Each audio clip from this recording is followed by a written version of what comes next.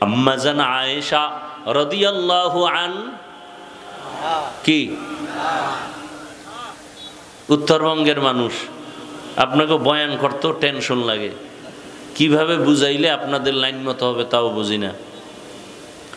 আয়েশা রাদিয়াল্লাহু আন হা, তিনি কি হয়? রসুলের স্ত্রী। 6 বছর বয়সে আম্মাজানের বিবাহ হলো রসুলের সাথে। 9 বছর বয়সে রসুলের ঘরে গেলেন। 18 বছর বয়সের সময় রসুল জমিন থেকে চলে গেলেন। বলেন আম্মাজান নবীর ঘর করলেন কতদিন? বলেন 9 বছর। তাহলে 18 বছরের মাত্র নারী, 6 বছরে বিবাহ, 9 বছরে রসুলের ঘরে, 18 বছরে রসুল চলে গেলেন, ঘর করলেন 9 বছর, টোটাল বয়স কত? 18 বছর। আম্মাজান আয়েশা কি পাইলেন এই 9 বছর ঘর কইরা? আম্মাজান আয়েশা বলতেছেন, আমি 2000-এর উপরে হাদিসের হাফেজা হয়ে গেছি। সুবহানাল্লাহ না? ইলমে রা'জাজু করদান বেহিসাব, খলকে রাদাদান জওয়াবে বাসওয়াব হক নাদারাত, দোস্তে খলকা জারেরা নিস্তে ই খসলত একে দিনদারেরা। আম্মা জান আয়েশা রাদিয়াল্লাহু আনহা রহমতের নবীকে একদিন মোহাব্বতের প্রশ্ন করলেন, ইয়া রাসূলুল্লাহ, আপনার হাতে গড়া সাহাবাদের মধ্যে সব থেকে দামি কে? খুব খেয়াল করতেছেন তো? আম্মাজানের নিয়ত হইল, আমার আব্বারে এত টানে নবী, তাহলে আমার আব্বার দামি কি বেশি। নবীজিও বুঝতে পাইরা জবাবটা ঘুরায় দিলেন। আম্মাজান যখন বললেন, আপনার সাহাবাদের মধ্যে সর্বোচ্চ মাকাম কার, কে বড় দামি? নবীজি জবাবটা ঘুরায় বলে, ওমরের। কার? আম্মাজান চাইলেন, বুঝছি, মনে হয় আমার আব্বাজানের নাম বলবেন। আব্বাজান কে? আবু বকর। নবী ঘুরায় বললেন, ওমর। আম্মাজান কি করবেন? নবীর সাথে তো বেশি কথা বলা যায় না, না জানি আবার বেয়াদবি হয়ে যায়। আম্মাজানের অন্তরের মধ্যে পেরেশানি, আব্বাজানের নাম কেন বললেন না? নবী ঘুরায় ঘুরায় খালি ওদিকেই কয়, ও আয়েশা জানুনি ওমরের দাম কত? আকাশের দিকে তাকাইয়া নজর করে দেখো, নক্ষত্রগুলো গণনা করা যেমন যায় না, ওমরের এত আমল বেশি করেছেন যে তার আমলও গণনা করার কোনো সুযোগ নাই। ওমর কেমন সাহাবী, শুধু ওমরের ইতিহাস বললে পার হয়ে যাবে ঘন্টাকে ঘন্টা। সমস্ত নবী রসুল আমার আল্লাহ তাআলার আশিক। মুসা নবী আল্লাহর বন্ধু, ঈসা নবী আল্লাহর বন্ধু, ইব্রাহিম আল্লাহর বন্ধু, আপনার আমার রসুলও আল্লাহর বন্ধু। ব্যবধান হলো সব নবী রসুল আমার আল্লাহ তাআলার আশিক, আর আমার আল্লাহ নিজে হলেন মুহাম্মদের আশিক। ব্যবধান আছে না নাই? আবু বকর নবীর সাহাবী, ওমর নবীর সাহাবী, ওসমান আলী সহ হাজারো লাখো সাহাবী পয়গম্বরের আপন। তবে ব্যবধান হলো সমস্ত সাহাবায়ে কেরাম আমার রসুলের আশিক, আর আমার রসুল নিজে হলেন একমাত্র ওমরের আশিক। নবী একজন সাহাবীকে কালেমার জন্য আল্লাহর কাছে কাঁদেন নাই, একজনের জন্য আল্লাহর কাছে দিল খুলে কাঁদছেন। কার জন্য? ওমরের জন্য। আম্মাজান চায় জানতে আবু বকরেরটা, নবী ঘুরাইয়া দেন। শেষ পর্যন্ত মহিলা মানুষ, কথা আর কত রাখা যায় ভিতরে। এক পর্যায়ে জিজ্ঞাসাই করে ফেললেন, ইয়া রাসূলুল্লাহ, আমার আব্বার নাম বলেন না কেন? আমার আব্বার কি অবস্থা? আবু বকর। বলে, ইয়া রাসূলুল্লাহ জি। বলে, আবু বকরের ইতিহাস আর অবস্থা সম্পূর্ণ রসুল কিতাব পেয়েছেন রবিউল আউয়াল, রসুল হিজরত করেছেন রবিউল আউয়াল, রসুলের ইন্তেকাল রবিউল আউয়াল। কয়টা পাইলাম? চারটা জিনিস। এবার আসেন এক একটার ফায়দা কি। কয় ভেলাদাতের দ্বারা, জন্মের দ্বারা পেয়েছি আজাদিয়ত, মুক্ত স্বাধীনতা। রসুল আসছেন, আবুল আহাবের দাসী স্বাধীন হয়ে গেল, এখন আর গোলামির মধ্যে নাই, শিকল ছাড়া স্বাধীন। পারস্যের মধ্যে জুলুম চলে, বন্ধ হয়ে গেল। আরও আশ্চর্য খবর, নবী এমন এক নাপাক সমাজে আসছেন যেই সমাজের মানুষ চরিত্রহীন, লম্পট, নারী আর পুরুষ কাপড় বাদ দিয়া উলঙ্গ হইয়া একত্রে বাইতুল্লাহ তাওয়াফ করে। তাদের ধারণা নাপাক কাপড় নিয়ে বাইতুল্লাহ যাব না, উলঙ্গ হয়ে যাব। কন্যা সন্তান আসলেই বাবা নিজে গলা টিপে হত্যা করে। কয় কন্যা সমাজের বোঝা, ওরা চাকরি করতে পারে না, ওরা দুর্বল, ওদের মেধাও সৃষ্টিগতভাবে দুর্বল, ওরা কন্যাকে পছন্দ করে না। রহমতের নবী যখন এসেই গেলেন, এখন যদি দুনিয়ায় হত্যার ঘটনা ঘটে, একসময় ইতিহাসের পৃষ্ঠায় চলে আসবে মুহাম্মদ আসার পরেও সমাজে অশান্তি। মুফাসসিরিনে কেরাম লেখেন, রহমতের নবী আসা মাত্র ওই সময় মায়ের গর্ভের ভিতরে, এলাকার মধ্যে যাদের গর্ভে বাচ্চা ছিল, একটা বাচ্চাও কন্যা ছিল না, আল্লাহ সবগুলোকে ছেলে বানায় দিয়েছেন। কন্যা সন্তান আসবে আর বাবা হত্যা করবে, এমন দুর্ঘটনা যেন রসুল আসার পরে আর না হয়। রসুল এসে বন্ধ করে দিলেন, এক বন্ধ কুদরতিভাবে, আর এক বন্ধ আয়াত নাজিল করে। কন্যা সন্তানকে হত্যা করা যাবে না, বরং এরা পুরা ঘরের স্বর্ণে মুক্তার মতো সম্পদ, মুক্তার মতো সম্পদ। একটা কন্যা বাবাকে যেই পরিমাণ ভালোবাসে, খোদার কসম একটা ছেলে বাবাকে ওই পরিমাণ ভালোবাসে না। এ মাইয়ার বাবারা কথা কন না গা। এবার যুবকরা কো, আল্লাহকে সাক্ষী রেখে মিথ্যা বলিস না। একটা ভাইকে বোনে যেই পরিমাণ ভালোবাসে, একটা ভাই বোনকে এই পরিমাণ ভালোবাসে না। কি বাবায় যদি অসুস্থ হয়ে যায়, ছেলেরা অতিষ্ঠ হয়, মরে না কেন? কিন্তু মেয়েটা পাগল হয়ে যায়, আমার বাবার সাথে একটু কথা বলায় দাও, বাবার অসুস্থ, সহ্য করতে পারি না।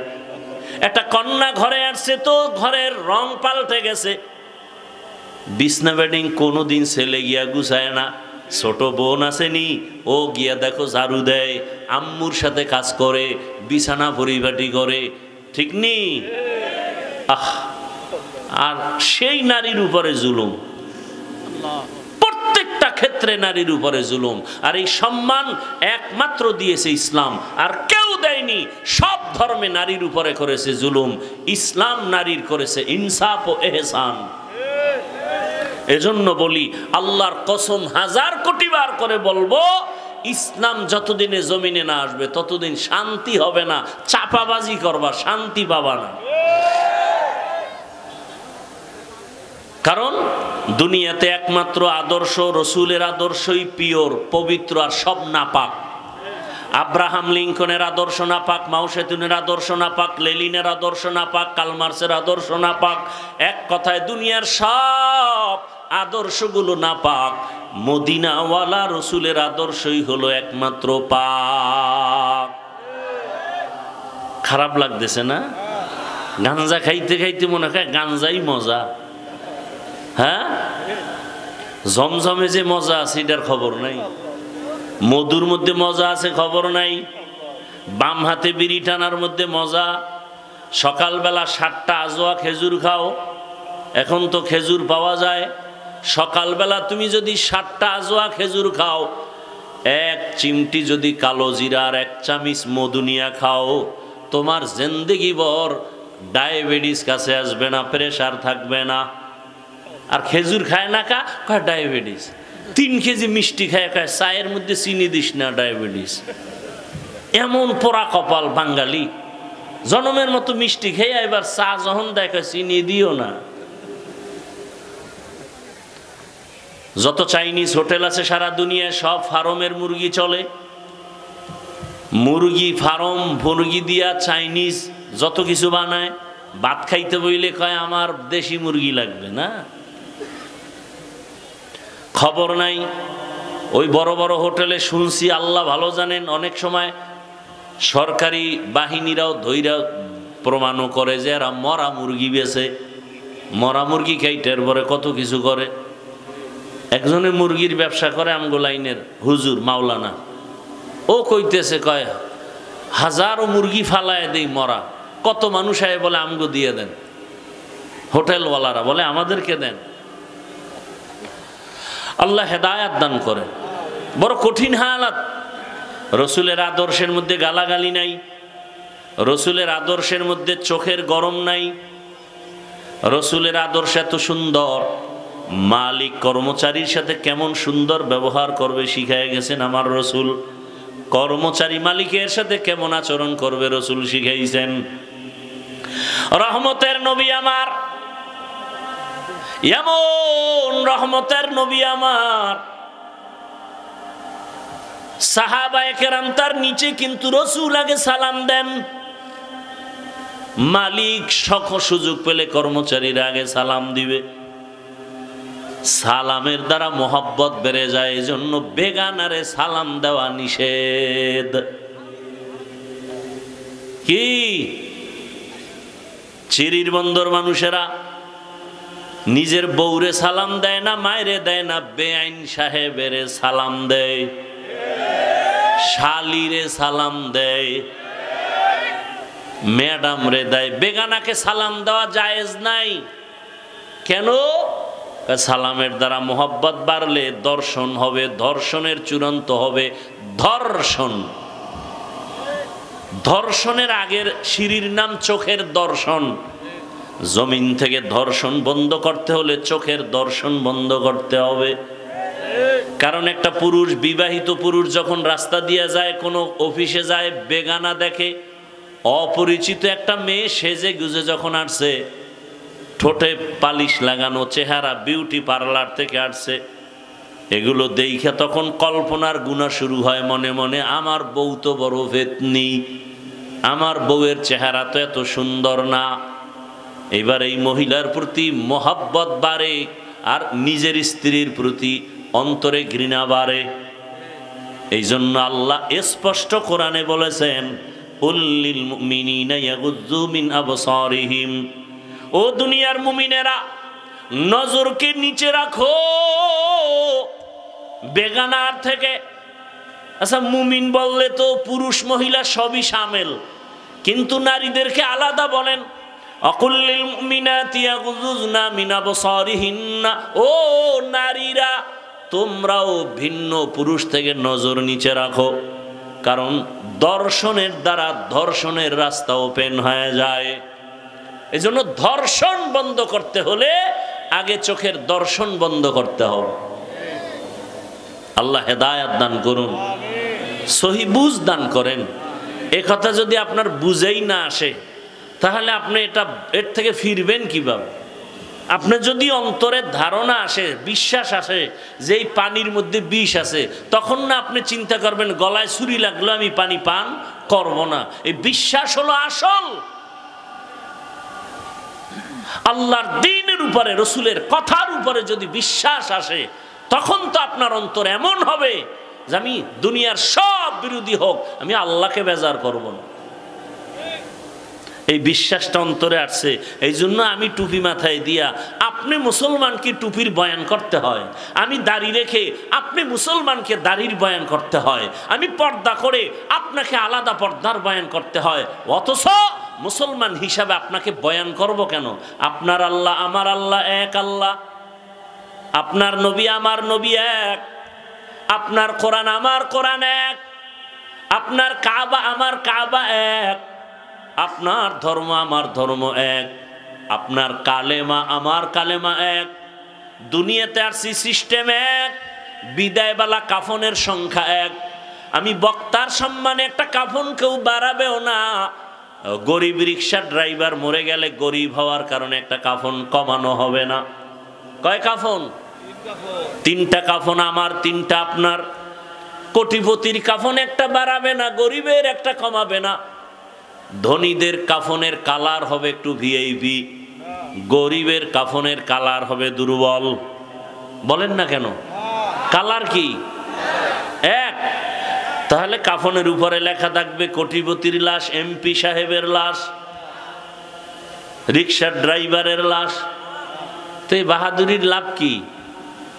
আজকে আমি বক্তা বক্তা ভাব দেখাই, টাকার গরম, ক্ষমতার গরম, মরার পরে কবরে যাওয়ার আগে কাফনে ঢুকা মাত্র সব বাহাদুরি শেষ। কবরে এখনো যায় নাই, বাহাদুরি শেষ। সাদা কাফনে যেদিন ঢুকবি রে যুবক, ওই দিন সব বাহাদুরি বন্ধ। কে ধনী, কে গরিব, কে আলেম, কে মূর্খ, কে পীর, কে মুরিদ, কে ইমাম, কে মুক্তাদি, কে ডাক্তার, কে রুগী, কাফনে ঢোকার পরে কোনো ব্যবধান আর আসেনি। বলেন না কেন ভাই? কোটি টাকার মালিক দেখো, অভাব হয় না দূর, গরিব ঘুমায় আরাম করে মনটা বাহাদুর। ফেরাউনের লাশটা দেখো মিশর জাদু ঘরে, খায় না মাটি পোকা মাছি সবাই ঘৃণা করে।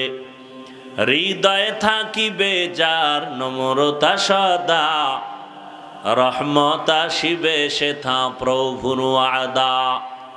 বড়র বাড়াই থাকলে দিলে রহমত আসবে না, নিজেকে নিজে ছোট মনে করিও সদা।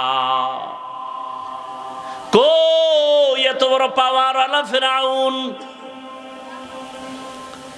দুনিয়ার সব অহংকারীদেরকে বুঝাবার জন্য আল্লাহ লাশটা এখনো রেখে দিয়েছেন। দেখ ফেরাউনের কি হালাত। এরে নবীর আশিক, দুনিয়াতে আসছি বিদায় বেলা কবরের সাইজও হবে নাকি আপনাদের এলাকার কবর অন্যদের তুলনায় এক হাত বড় হয়? কবরের সাইজও এক। মাটি দেওয়ার পরে যখন ফেরেশতা প্রশ্ন করার জন্য আসবে, প্রশ্ন কয়টা হবে বলেন? সবার বেলায় কি আলাদা আলাদা প্রশ্ন না সবার জন্য একই প্রশ্ন? রবের পরিচয় দাও, ধর্মের পরিচয় দাও, রাহমাতুল লিল আলামিনের পরিচয় দাও। এই তিনটা প্রশ্নের জবাব যে দিবে রহমতের নবী বলেন তার কবর হবে রওজাতুম মির রিয়াজিল জান্নাহ। আর এই তিন প্রশ্নের জবাব যে দিতে পারবে না তার কবর হবে হুফরাতুম মিন হুফারিন নার। কে পারবে? আমরা হুজুরেরা? কোনো গ্যারান্টি নাই। এই কারণেই তো আমি হুজুর না, আমাদের থেকে হাজার কোটি কোটি কোটি গুণ পিওর আমলওয়ালা জান্নাতের সুসংবাদ পাইছেন 10 জন সাহাবা। এর ভেতরে সর্বপ্রথম আবু বকর, এরপরে হযরত ওমর, এরপরে হযরত ওসমান, হযরত আলী রাদিয়াল্লাহু আনহুম। তাদের কত সুন্দর আমল, কত সুন্দর পিওর ইলম, কত সুন্দর নামাজ, কত সুন্দর রোজা, কত সুন্দর তেলাওয়াত আর জিকির। এরপরেও তারা আজীবন কান্না করেছেন আল্লাহর আদালতে কেমনে দাঁড়াবো। তাদের হালাত যদি এমন হয় আমাদের উপায় কি হবে? ও আল্লাহর বান্দারা, আপনাদের আমার আল্লাহ এক, নবী এক, কোরআন এক, কাবা এক, ধর্ম এক, কালেমা এক, কাফন এক, কালারও এক, কবরের সাইজও এক, প্রশ্ন এক। তাহলে আমি আপনাদের বয়ান করব কেন? নামাজের বয়ান কেন করব? রোজার বয়ান কেন করব? পর্দার বয়ান কেন করব? বয়ান তো ইহুদিকে করব, খ্রিস্টানকে করব, যারা আল্লাহ চিনে না, নবী চিনে না, কোরআন বুঝে না, তাদের বয়ান করব। অথচ আপনাকে বয়ান করতে করতে করতে করতে ঘুম নাই, খানা নাই, শুধু আমি একা, হাজারো লাখো আলেম আপনার পেছনে খাটতেছে, বুঝাবার সময় নাই। আল্লাহর কসম করি এই জন্য যে কথার মধ্যে সন্দেহ করার কোনো ছিদ্র নাই। আল্লাহর জাতের কসম করে সারা বাংলাদেশে আমি বলি, ওলামায়ে কেরাম এই জাতিকে যা দিয়েছে খোদার কসম পৃথিবীতে আর কেউ দেয় নাই। বাসায় যে হিসাবটা মিলাইয়েন, হিংসা ছাইরা আল্লাহর জন্য ঘুমের মধ্যেও মরণ হতে পারে মনে কইরা। সরকারি চাকরি করে, বেসরকারি চাকরি যারা করে এদের ডিউটি 8 ঘন্টা, নিম্নে বেতন হলো 20,000, টেবিলের নিচে আরো কত হারাম খায়, সীমানা নাই। কিন্তু আপনারা নিজেরা বিবেক দিয়ে বলেন, মসজিদের একজন আলেম যে ইমামতি করে তার ডিউটি প্রতিদিন কয় ঘন্টা? বলেন না কেন? 1 ঘন্টা? 24 ঘন্টা ডিউটি করিয়া তার বেতন দেন কত? বলেন। 5000 7000। শহরে গ্রামে তো আরো অবস্থা খারাপ। বাকি সভাপতি হিসাব দেন কত মাসে? মসজিদে কয় 100। সেক্রেটারি সাহেব আপনি তো সভাপতির থেকেও ধনী, আপনি দেন কত? কয় সভাপতি যদি 100 দেয় আমি দেই 50, বেশি দিলে বেয়াদবি হবে। এই ইমাম সাহেব 24টা ঘন্টা ডিউটি করে, বেতন দেন 5000 10,000। বলেন এর থেকে জুলুম আর কি হতে পারে? এরপরেও তো কোনো আলেম গালি দেয় না, বরদোয়া করে না, বরং 1 ওয়াক্ত নামাজ যদি আলেম ইমাম সাহেব জোহরের সময় নাই, রিকশার ড্রাইভারও আসরের সময় ধমক দিয়া কয় গেছিলেন কই? ইমাম সাহেব কয় কে তুমি? আমারে চিনেন না? আমি মসজিদে 5 টাকা দেই, মাসে রিকশা চালাই, 5 টাকার মাস্তানি করলাম। এরকম বেয়াদব আছে না নাই? ও আমার যুবক বাবারা, বৃদ্ধ বাবাজিরা, পর্দার আড়ালের মা বোনেরা, সারা রাত বয়ান করলে শেষ হবে না, ভালো করে ফলাফলটা, নির্যাসটা রেখে দেন। ও আমার বাবারা, আপনাদের মতো আমিও একজন মানুষ, আপনার আল্লাহ আমার আল্লাহ এক, অথচ আমি মুসলমান, আপনিও মুসলমান। আমার টুপি খুলতে লজ্জা লাগে আর আপনার টুপি দিতে লজ্জা লাগে। একটু ভাবেন তো আপনি কোন জগতের মুসলমান? আমার দাড়ি কাটতে লজ্জা লাগে আর আপনার দাড়ি রাখতে লজ্জা লাগে। বলেন আপনি কেমন মুসলমান? আমি মসজিদে না ঢুকলে লজ্জা লাগে আর আপনার মসজিদে ঢুকতে গেলে লজ্জা লাগে। বলেন আপনি কেমন মুসলমান? একটু হিসাব করেন না, কয়দিন আর বাঁচবেন? আমি কিন্তু এই কথা দিয়ে বুঝাই না সবাই আমার মতো হুজুর হও, স্কুল ছেড়ে দাও, তাবলিগে যাও, চরমনাই যাও, পীরের কাছে যাও, কওমি মাদ্রাসায় যাও। একবারও বলছি? বলেন না কেন ভাই? বলি নাই তো বলি নাই, বরং আরো উল্টা বলে যাই, লিখে রাখো। স্কুলের ছেলে মেয়েরা স্কুল ছাড়বা না, ও কলেজের ছাত্র ছাত্রীরা কলেজ ছাড়বা না, ও চাকরিজীবী বাবারা চাকরি ছাড়িও না, ও ব্যবসায়ী ভাইরা ব্যবসা ছাড়বেন না। বরং আমি উল্টা বলে গেলাম, আপনি স্কুলে পড়েন, কলেজে পড়েন, ব্যবসা করেন, চাকরি করেন, ওখানে থাকিয়াই জান্নাতের পথটা খুঁজে বের করেন। বের করা সম্ভব নেই? সম্ভব নেই? এ যুবক, আল্লাহ বিবেক দিছে, একটু চিন্তা করো।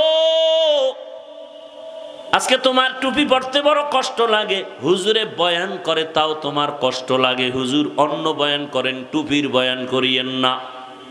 কিন্তু তুমি আমাকে জবাব দাও, তোমার মতো যুবক জীবনে আলিফ বাতা পড়ে না, আউযুবিল্লাহ পারে না, এমন জেনারেল লাইনের সন্তান তোমার মতো স্কুলে পড়ে, কলেজে পড়ে, 5 ওয়াক্ত নামাজ পড়ে, তুমি জবাব দাও সত্য না মিথ্যা?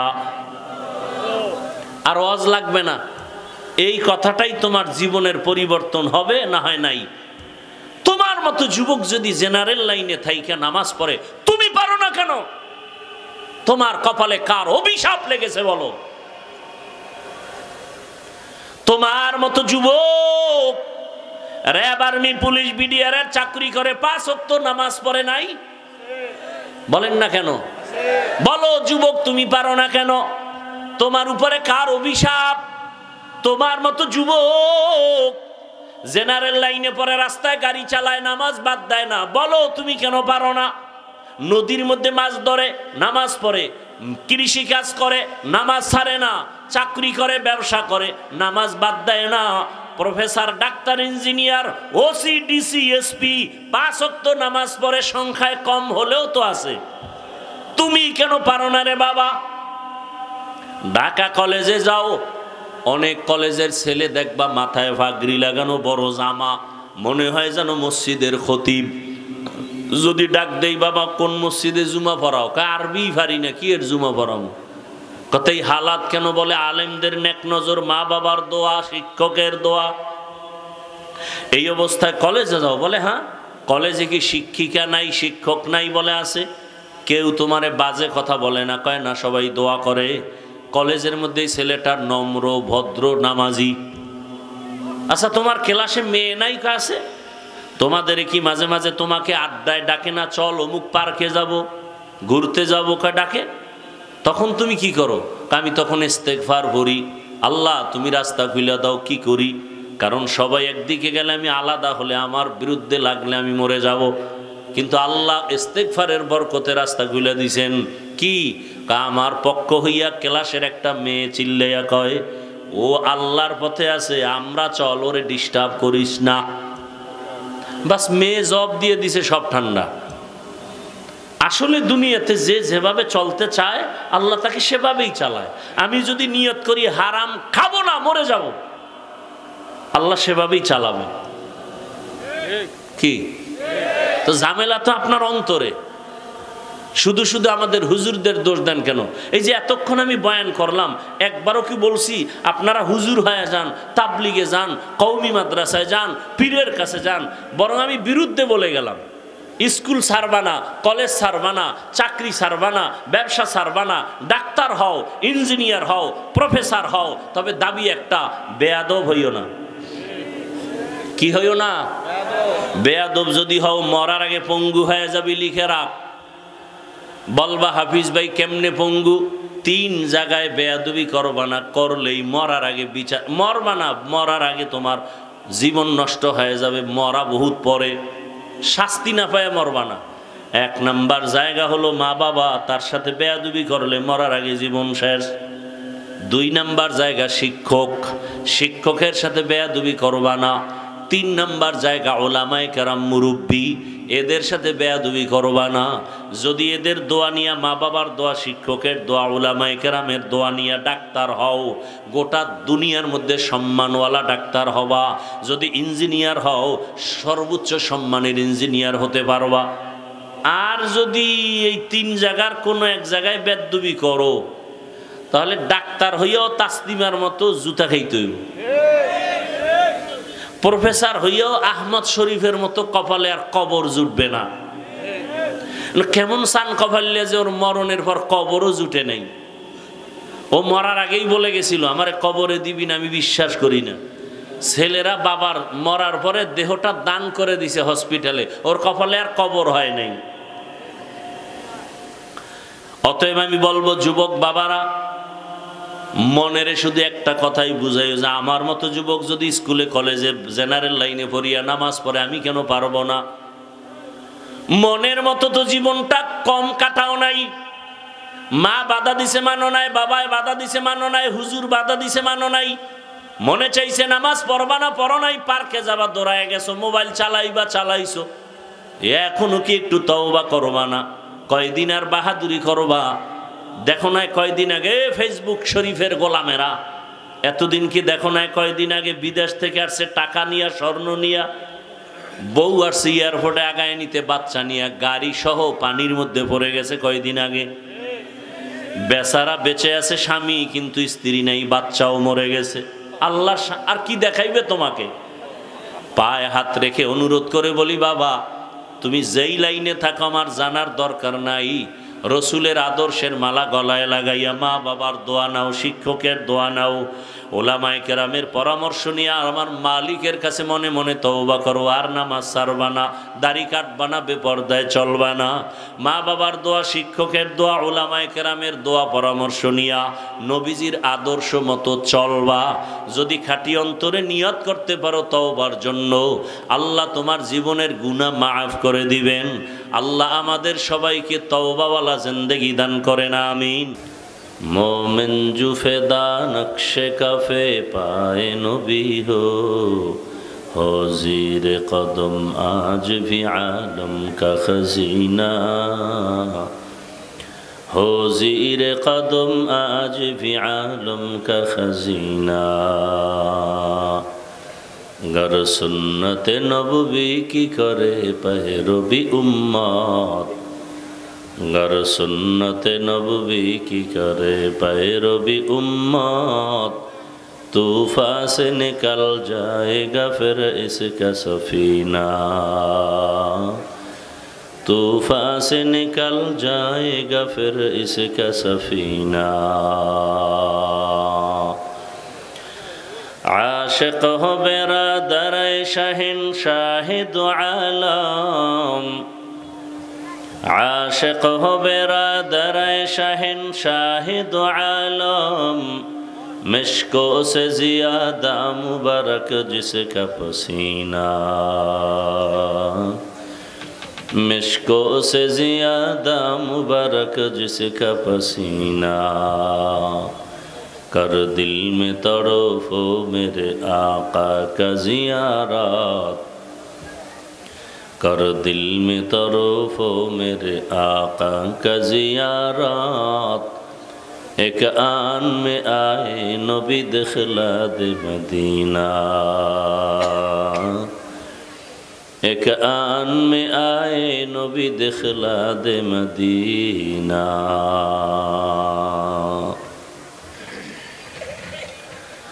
জামিয়া দারুল উলুম তুলসীপুর মাদ্রাসার কর্তৃক আয়োজিত হাফেজ ছাত্রদের পাগড়ি প্রদান উপলক্ষে ওয়াজ মাহফিল 16 সেপ্টেম্বর 2025, সভাপতি আলহাজ নুরুল ইসলাম সাহেব, সহ সভাপতি আলহাজ মোহাম্মদ মুখলেসুর রহমান মণ্ডল সাহেব সহ অন্যান্য অতিথিবৃন্দ, হযরত উলামায়ে কেরাম, অত্র অঞ্চলের বিভিন্ন স্থান থেকে আগত আল্লাহ পাকের আশিকিন, জাকিরিন, শাকিরিন, মুহিব্বিন, মুরব্বিয়ান এজম, কলিজার টুকরা আমার সমবয়সী যুবক বন্ধুগণ, স্নেহের ছোট ভাই, পর্দার আড়ালে মা বোনেরা, আল্লাহ পাকের দরবারে শুকর যে আল্লাহ পাক আমাদেরকে সুস্থ রেখেছেন, আলহামদুলিল্লাহ। জীবনের সবথেকে এক অমূল্য সম্পদের নাম জীবনের সুস্থতা। টাকা বাড়ি পয়সা সব আছে, সুস্থতা নাই, জিন্দেগির কোনো মূল্য নেই। মোহাব্বতে যারা সুস্থ আছেন আবার শুকর আদায় করেন আলহামদুলিল্লাহ। প্রতিকূল আবহাওয়াকে আল্লাহ পাক অনুকূলে করে দিয়েছেন দ্বীনের নিসবতে, আরেকবার শুকর আদায় করি আলহামদুলিল্লাহ। হাজারো লাখো মানুষের ভেতর থেকে বাছাই করে পৃথিবীর শ্রেষ্ঠ মজলিস, উলামায়ে আহলে হকের মজলিস, গুনাহ মাফের মজলিস, তওবা কবুলের মজলিসে আমাদেরকে হাজির হওয়ার তৌফিক দান করেছেন। পুনরায় শুকর আদায় করি আলহামদুলিল্লাহ। নবীজি বলছেন, ক্বালা রাসূলুল্লাহ সাল্লাল্লাহু আলাইহি ওয়াসাল্লাম, আলহামদু আলা নি'মাতি আমানুন লি জাওয়ালিহা। যারা নিয়ামত পেয়ে শুকর আদায় করবে, এই শুকর আদায় করাটাই নিয়ামত স্থায়ী হওয়ার একমাত্র পুঁজি। আল্লাহ নিয়ামতকে স্থায়ী করে দিবেন। সুস্থতা পাইয়া যারা শুকর আদায় করছেন, যদি আল্লাহর মহব্বতে করে থাকেন, সুস্থতাকে আল্লাহ পাক দায়মিভাবে কবুল করে ফেলবেন। দরুদ ও সালাম সৈয়দুল মুরসালিন, রহমাতুল্লিল আলামিন, শফিউল মুজনিবিন, খাতামুন নবিয়্যিন, সৈয়দুস সাকালাইন, ইমামুল মুরসালিন, শফিউ আযম, রসুল আকরাম, রহমত আলম, নবিয়ুল আরবুল আজম, হাবিব কিবরিয়া, আশরাফুল আম্বিয়া, সৈয়দুল আম্বিয়া, শফিউ মাহশর, সাকি কৌসর, আকা ইনামদার, মদিনা কা তাজদার, আফতাব নবুয়ত, ফখর মওজুদাত, সৈয়দুল মখলুকাত, হযরত মুহাম্মদুর রাসূলুল্লাহ। নবীর নামে দরুদ পড়লে গুনাহ হবে? চুপ থাকলেন কেন? সবাই জবান খুলে পড়েন। আল্লাহর আদালতে যদি জিজ্ঞাসা করা হয় যে বান্দা, জীবনে যত পাপ করছো, গুনাহ করছো, সব মাফ, ছোট একটা আমল আমাকে দেখাও যেটা শুধু আমার জন্যই করেছো, ওই ছোট আমলে আমি জান্নাত দিব। আল্লাহ যদি জিজ্ঞাসা করেন, কি পেশ করবেন আল্লাহর কাছে? যে আল্লাহ, হ্যাঁ, ছোট একটা আমল নিয়ে আসছি, কি পেশ করবেন বলেন? নামাজ, নামাজে ভেজাল, রোজা, রোজায় ভেজাল, দান সৎকা করছেন, মারহাবা না বললে দান আর পছন্দ হয় না, তাহলে দানেও ভেজাল। আপনারা শুনে থাকবেন সহিহ হাদিস, আবু হুরায়রা রাদিয়াল্লাহু তাআলা আনহু থেকে বর্ণিত, রসুল আকরম ফখরে দু আলম সাল্লাল্লাহু আলাইহি ওয়া আলিহি ওয়াসাল্লাম তিনি ইরশাদ করেছেন, জাহান্নামে সবার আগে 3 ব্যক্তি যাবে, সবার প্রথম। কয়জন? এর মধ্যে এই 3 জনের ব্যাপারে দুনিয়ার বিবেকওয়ালারা বলবে সবাই এই 3 জন বিনা হিসাবে জান্নাত পাওয়া উচিত, কিন্তু এই 3 জন সবার আগে জাহান্নামে যাবে। এর মধ্যে একজন বেঈমানের বিরুদ্ধে ইসলামের জন্য যুদ্ধ করে যে গলা কাটা শহীদ, জাহান্নামে যাবে। আর একজন আলেম জাহান্নামে যাবে। আর একজন দান করনেওয়ালা, মাদ্রাসা মসজিদ করনেওয়ালা দানবীর জাহান্নামে যাবে। সহিহ হাদিস। তাহলে তাদের হালাত যদি এমন হয়, আমাদের অবস্থা কি? কেন যাবে এটি ব্যাখ্যা সাপেক্ষ, দিকে ঢুকবো না। শুধু এতটুকু মনে রাখেন, তাদের হালাত যদি এমন হয় তো আমাদের উপায় কি? আল্লাহ আমাদের হেদায়াত দান করে। ভাই ইকো দেন কেন? এই ইকো বন্ধ করে রিভাব দেন। তো এই জন্য দরুদ বেশি বেশি পড়বেন। রাজি আছেন? আমার জানা মতে এখানে অনেক ওলামায়ে কেরাম আছেন। মৌখিক সবার জন্য সর্বোচ্চ পাওয়ারফুল দুইটা আমল আমি পেয়েছি। এর থেকে পাওয়ারওয়ালা আমল নাই জমিনে। এক নাম্বার ইস্তেগফারের আমল, দ্বিতীয় দরুদের আমল। রাত আসলে যেমন দিন থাকে না, দিন আসলে রাত থাকে না, ইস্তেগফারের আমল যারা আজমতের সাথে মহব্বতে করবে তার আমল নামায় একটা গুনাহও থাকবে না। আমরা তো পড়ি না, যাও পড়ি, আজমতের সাথে মহব্বতে পড়ি না। দরুদ শরীফ পড়ি।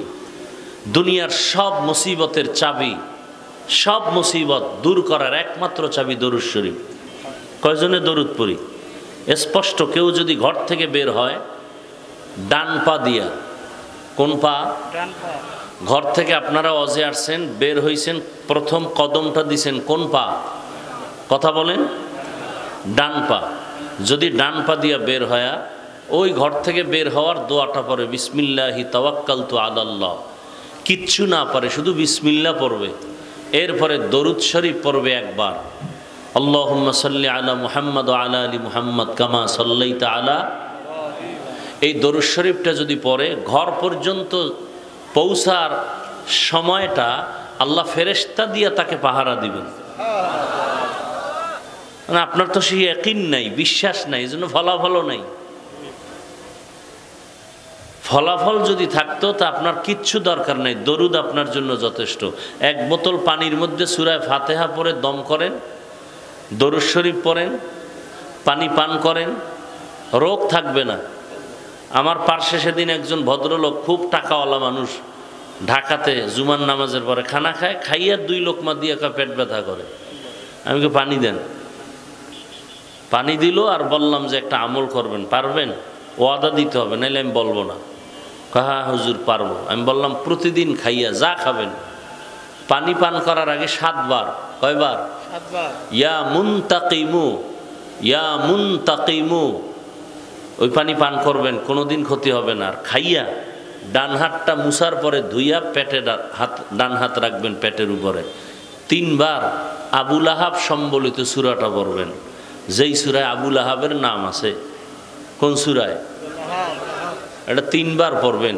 20 পেটে গেল পানি হয়ে যাবে না। আপনি কইবেন এটা সম্ভব? বিশ্বাস নাই, ফলাফলও নেই। আর যার বিশ্বাস 100 তার ফলাফল ওভার 100। আল্লাহ বুঝার তৌফিক দান করেন। ব্যথা হবে কেন? ডান হাতে ভাত নিবেন, বাম হাতে লবণ নিবেন, তো বরকত তো এখান থেকেই নষ্ট। বাম হাতে লবণ নেয় ভদ্রলোক, বিষয় কি? বাম হাত তো বাথরুমে ব্যবহার হয়, এই জন্য আলাদা একটা ফ্লেভার আছে, ওই ফ্লেভারের সাথে লবণ মিলায়। এইভাবে না কইলে তো লজ্জা হয় না? মনে করে আমরা হুজুরেরা কোরআন হাদিস পড়ে জমিনের বোকা হয়ে গেছি। পৃথিবীতে জ্ঞানের একমাত্র কিতাবের নাম কোরআন। আর এই কোরআন যার কাছে আছে পৃথিবীর শ্রেষ্ঠ, সে জ্ঞানী এবং বুদ্ধিজীবী। দুনিয়াতে প্রত্যেকটা সেক্টরে কিভাবে সম্মান শান্তি হবে সব বিষয়ে সমাধান কোরআনে আছে, ব্যাখ্যা হাদিসে আছে, হাদিসের ব্যাখ্যা সাহাবায়ে কেরামের ইজমার মধ্যে আছে, সাহাবায়ে কেরামের ইজমায়ের চূড়ান্ত ব্যাখ্যা মুজতাহিদ ইমামগণের কিয়াসের মধ্যে আছে। আপনাদের কি ধারণা কোরআন হাদিসে শুধু আখেরাতের বয়ান আছে, দুনিয়ারটা নাই? ভাই সত্য কথা মানেন আর না মানেন, স্বীকার করেন নাই? কেন বলেন? হুজুরেরা কিছু বুঝে না, হুজুরেরা কিছু জানে না। আল্লাহ আমাদের সহি বুঝ দান করেন। তাহলে ইনশাআল্লাহ দরুদ পড়ব তো। সময় থাকলে নামাজেরটা পড়বেন, সময় না থাকলে সংক্ষিপ্ত যে দরুদ একটু আগে পড়লেন, সাল্লাল্লাহু আলাইহি ওয়া আলিহি ওয়াসাল্লাম, সাল্লাল্লাহু আলাইহি ওয়া আলিহি ওয়াসাল্লাম। উলামায়ে কেরাম বলেছেন কমপক্ষে প্রতিদিন ৩০০ বার দরুদের আমল করবেন। কয়শো বার? ৩০০ বার দরুদের আমল করে যদি বিছানায় ঘুমায় যান ওযু সহকারে, চেহারাটা কিবলার দিকে থাকে, লাগাতার আমল চালায় যান, আল্লাহ কুদরতের দ্বারা আপনাকে হেফাজত করবেন, রিজিকের বরকত বাড়াবেন, ঘুমের মধ্যে রসুলের সাথে মোলাকাত হয়ে যাবে। আর আমাদের তো রাত এখন দিন হয়ে গেছে, দিন রাত হয়ে গেছে মোবাইলের কারণে। সারা রাত মোবাইল চালায়, দিনের বেলা মোবাইল বন্ধ করে ঘুমায়। আর মোবাইল চালায় যদি ওয়াজ শুনতো বা গুগলে সার্চ দিয়ে দেখতো যে চোখের মধ্যে কি কি ডিজাইন আছে, মানুষের ব্রেনের মধ্যে কি কি ডিজাইন আছে, এ নিয়ে যদি গুগলে সার্চ দিয়ে গবেষণা করতো আর কাগজে লিখতো, তত জ্ঞান বাড়তো। দুনিয়ার নিকৃষ্টতম যত গুনাহের কাজ আছে তা করে করে সারা রাত মোবাইলে রাত কাটায়। চোখের গুনাহ, হাতের গুনাহ, জবানের গুনাহ, অন্তরের গুনাহ। শুধু মুহাম্মদের উম্মত হওয়ার কারণে বেঁচে আছি, না হয় ঘুমের মধ্যে গজব চলে আসছে। আল্লাহ হেদায়েত দান করুন। বলার দায়িত্ব আমার, মানবেন কিনা সে দায়িত্ব আপনার। যেই পরিমাণ বৃষ্টি সারা দেশে, বলেছিলাম যে কষ্ট করে যাওয়ার প্রয়োজন নাই, মাহফিল স্থগিত করে দিতে বলো। পরে বলে না, করবে, তাদের হিম্মত ভালো। পরে আল্লাহকে বললাম, আল্লাহ যারা আয়োজন করছে তোমার দিনের কথা তো মানুষকে শোনাতে চায়, তুমি চাইলে তো 1 ঘন্টায় পারো সব কিছু পড়তে। মাগরিবের সময় যদি বৃষ্টি বন্ধ হয়, তুমি যদি মানুষের অন্তরে মহব্বত দাও তো মানুষ চলে আসবে। তা আমার তো মন বলতেছে বৃষ্টি না থাকলে যা হইতো তার চেয়ে এখন কম হয় না, এবং এখন যারা আসছে কাদা বৃষ্টির মধ্য দিয়ে এরা পিওর মানুষ এবং পিওর আল্লাহর মহব্বতে আসছেন। আল্লাহ সবাইকে কবুল করে। যাদের আয়োজনে আজকের এই মাহফিল, মাদ্রাসা কমিটি, এলাকাবাসী সবাইকে আল্লাহ কবুল করেন। আমিনও বলতে কষ্ট হয় না? অন্যের জন্য যদি দোয়া করেন, আপনার জন্য দোয়াটা আগে কবুল হবে। কেউ যদি দোয়া করেন আল্লাহ সবাইকে মাফ করেন, আল্লাহ আপনাকে আগে মাফ করবেন। অন্তরকে পরিবর্তন করেন।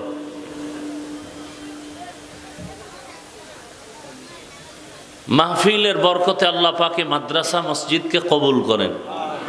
ওলামায়ে কেরাম, ছাত্র, ওস্তাদ সবাইকে কবুল করেন। মাহফিলের বরকতে এলাকায় শান্তি দান করেন। কবরস্থ যারা জান্নাত দান করেন। গোটা দেশ ও জাতিকে হেফাজত করেন। আমি সংক্ষেপ 2-4টি কথা বলার নিয়তে কোরআনে হাকিমের এক আয়াতের অংশ, রসুলের একটি হাদিস পড়েছি। তরজমাটা বলে সংক্ষেপ 2-4টি কথা, যেহেতু আমাদের সময় হিসাব করা, হিসাবের সময় সবার সাথে তো আমরা কথা বলি না। 2-1 যারা দাওয়াত নিতে যায় তাদের সাথে না আমরা কথা বলি, আর তারা আমাদেরকে পীর সাহেবের মতো সম্মান করে ডেট নেয়। পরে আসার পরে দেখি যে না, এখানে আমার থেকেও বড় পীর স্টেজে বাবা, আমার থেকে ভালো বক্তব্য দেন, টাইমের দিকে খেয়াল নাই। তখন আমাদের চলাফেরার জন্য মানুষের বদনাম শুধু শুধু আসে। মুসিবতের কোনো শেষ নেই। আল্লাহ পাক আমাকে হেদায়াতের দৌলত দান করেন। আপনাদের হেদায়াত যদি কারো লাগে মনে করেন তো আল্লাহর কাছে চেয়ে নিয়ে নেন, কারণ এখন অন্যের জন্য দোয়া করাও বিপদ। দোয়া করবো আমি, আপনাদের জন্য বিপদ আসবে আমার জন্য। মসজিদের জন্য দোয়া করলাম যে মসজিদ ভালো, কমিটি ভালো, টাকা পয়সা দান করেন। পরে শুনি টাকা সব চুরি করে কমিটি খাইয়া লাইছে। এখন এলাকাবাসী সব গরম, দোয়া করছে কোন হুজুরের বিরুদ্ধে মামলা কর। কমিটির কোনো দোষ নাই, দোষ সব হুজুরের। দোয়া করলো কেন? এই হলো হালাত। আল্লাহ সবাইকে হেদায়াত দান করুন।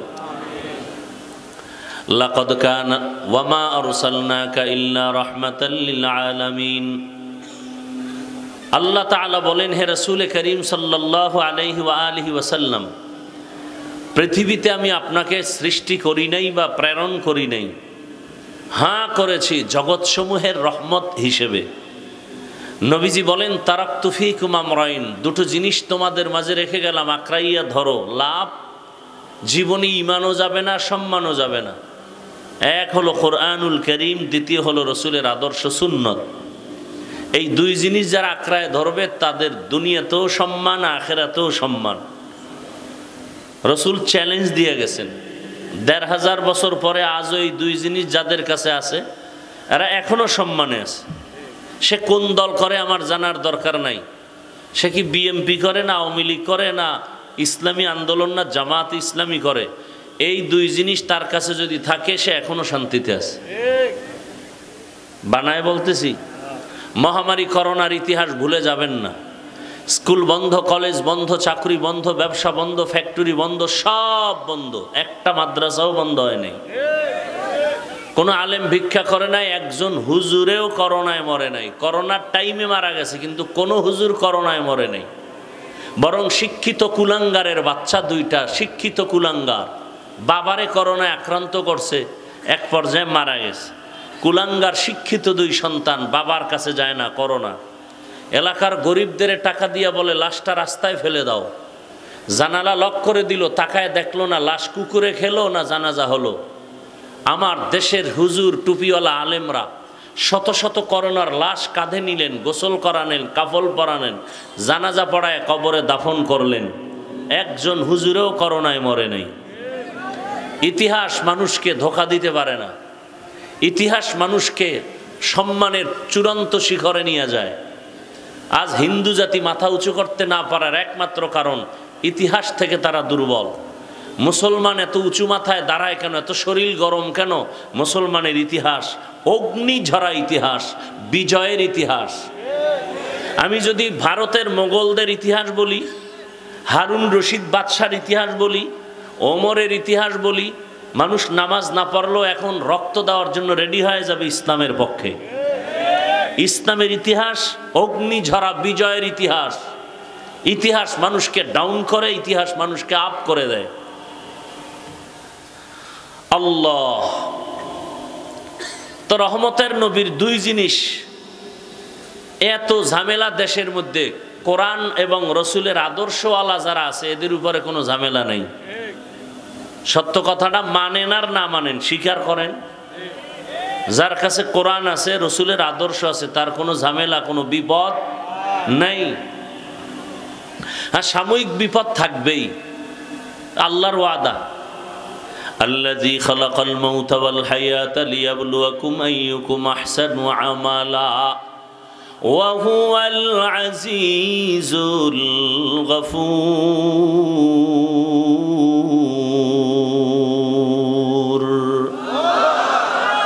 আল্লাহ আমলের পরীক্ষা দেওয়ার জন্য দুনিয়ায় পাঠাইছেন। আর অনেকে বলে আমলের দরকার নাই, অথচ আমলের পরীক্ষার জন্যই পাঠাইছেন। আল্লাহ দেখবেন কারা উত্তম আমল করে। আর এক আয়াতে আল্লাহ বলেন, ওয়ালানাবলুওয়ান্নাকুম বিশাইইম মিনাল খাউফি ওয়াল জুই ওয়া নাকসিম মিনাল আমওয়ালি ওয়াল আনফুসি ওয়াস সামারাত ওয়া বাশশিরিস সাবিরিন। আল্লাহ মুমিনকে 5টা জিনিসের দ্বারা পরীক্ষা করবেনই করবেন। কয় জিনিস? 1 নম্বরে ভয়, দ্বিতীয় পরীক্ষার বস্তু হলো ক্ষুধা, 3 নম্বরে পরীক্ষা করবেন আল্লাহ পাক সম্পদের ঘাটতি, মিনাল খাউফি ওয়াল জু ওয়া নাকসিম মিনাল আমওয়াল ওয়াল আনফুস, জীবনের ঘাটতি, ওয়াস সামারাত, ফলের ঘাটতির মাধ্যমে, ওয়াবাশশিরিস সাবিরিন, সুসংবাদ তাদের জন্য যারা ধৈর্য ধারণকারীদের অন্তর্ভুক্ত হবে। তাহলে দুনিয়াটা পরীক্ষার হল। পরীক্ষা মানি কষ্ট, পরীক্ষা মানি কষ্ট। পরীক্ষা না থাকলে আর কষ্ট নাই। নির্বাচন একটা পরীক্ষা, কে জিতবে কে হারবে, কার গলায় ফুলের মালা লাগবে, কে পুরস্কৃত হবে কে তিরস্কৃত হবে, এটাও এক পরীক্ষা। এখানে কেউ হাসে কেউ কান্দে। পরীক্ষার হলে ছাত্রছাত্রীরা পরীক্ষা দেয়, সেখানেও হাসি কান্নার অবস্থা। কেউ পুরস্কার পাবে কেউ তিরস্কার। আল্লাহর জমিনে মুমিনদের জন্য পরীক্ষা। যারা পাশ করবে তারা হাসতে হাসতে আমলনামা ডান হাতে নিয়ে জান্নাতে যাবে, আর যারা ফেল করবে এরা জাহান্নামের শিকল পরিয়া জাহান্নামে চলে যাবে। দুনিয়াটা পরীক্ষার হল। রহমতের নবীর সম্পর্কে আল্লাহ বলেন, রহমতের নবীকে আমি জগৎ সমূহের রহমত করে পাঠিয়েছি। ওয়ামা আরসালনাকা ইল্লা রাহমাতাল লিল আলামিন। বর্তমানে রবিউল আউয়াল মাস, কি মাস? সারা বাংলাদেশে আলোচনা চলে মিলাদুন নবী, রসুলের জন্ম মোবারক। বিস্তারিত সময় নাই, বলার মতো সংক্ষেপে বলে যাই। রবিউল আউয়াল রসুলের আগমনের মাস, রহমতের নবী বল। আল্লাহ পাক কোরআনে বলেন বছরে মাস হবে 12টা। কয়টা? সূরা তাওবার ভেতর আল্লাহ বলেন ইন্না ইদ্দাতাশ শুহুরি ইনদাল্লাহি 12 শাহরান ফি কিতাবিল্লাহ ইয়াওমা খালাকাস সামাওয়াতি ওয়াল আরদ মিনহা আরবাআতুন হুরুম যালিকাদ দীনুল কাইয়্যিম। বছরে মাস হবে 12টা। সিদ্ধান্ত কার? কথা বলেন আল্লাহর। কোন বছর কিয়ামত পর্যন্ত 11 মাসেও হবে না, 13 মাসেও হবে না। মাসের নামও রেখেছেন আল্লাহ। প্রথম আরবি মাসের নাম হলো মুহররম, সফর, রবিউল আউয়াল, রবিউল আখির, জুমাদাল উলা, জুমাদাল উখরা, এরপরে কি? রজব, শাবান, রমাজান, শাওয়াল, জিকাদা, যুলহিজ্জা। আল্লাহ বলেন এই 12 মাসের মধ্যে 4 মাস আবার একটু দামি। দামি মানি ওই সময় কাফের বেঈমানেরা মনে চাইলে ঝগড়া, মনে চাইলে রক্তপাত। আল্লাহ এই 4 মাসকে বললেন হজের পরের মাস, হজের আগের মাস। রজব সহ কোনো যুদ্ধ করা যাবে না, বিগ্রহ করা যাবে না, রক্তপাত ঘটানো যাবে না। আল্লাহ বলেন এই সিদ্ধান্ত আমি করেছি, করার পরে লৌহে মাহফুজে লিখে ফেলেছি। কোন দিন? আসমান জমিন সৃষ্টি যেদিন করেছি সেদিন।